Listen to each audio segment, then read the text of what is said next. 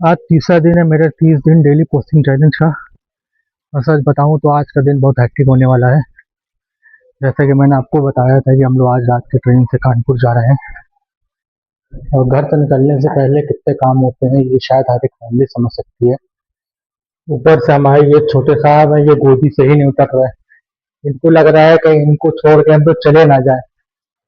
सच बताऊं, जब दो बच्चों के साथ ट्रेवल करना हो तो सबसे बड़ी टेंशन होती है कि कहीं कुछ भूल ना जाऊं।